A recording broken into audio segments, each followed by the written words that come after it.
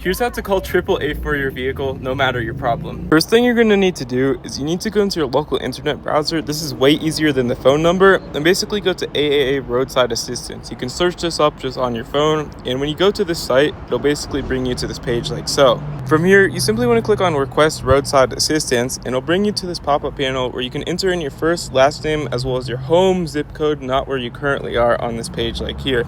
Once you've done that, you simply click on confirm and you'll be in your account. From here, you can simply search for your current location just like this. Pro tip, if you don't know your current location, just go to Google Maps, drop a pin, and basically copy the address and then paste it in the box. And provide all the details for what's wrong with the vehicle at the current moment. Once you've done that, you simply select your issue, whatever you're trying to have be fixed, and simply click on OK. And you can see right here, we can choose the vehicle that is currently on file. If it's not, you can simply add a vehicle on this page and basically select the year of the car and basically any and all other information about the car. You can see I'm just simply filling it out. It's really easy to do. And once you've confirmed your car's information, you simply want to select it just on the screen like so. In doing so, it'll basically bring you to this page and you can submit your request using all your current information, whether you want to schedule it for now or later if it's like the middle of the night and you just don't want to do it right now. But I'm going to do it for now. And you can see right here, work order is submitted and they'll be here within a few minutes. They'll basically stay in touch, communicate with you when they're actually coming. About 2 minutes later, after I ended this video, they called me and they said they would be on their way within 20 minutes. And this is them jump starting the car literally 20 minutes later or whatever your issue is. And hopefully this was helpful and hopefully your issue is fixed fast. Thanks for watching.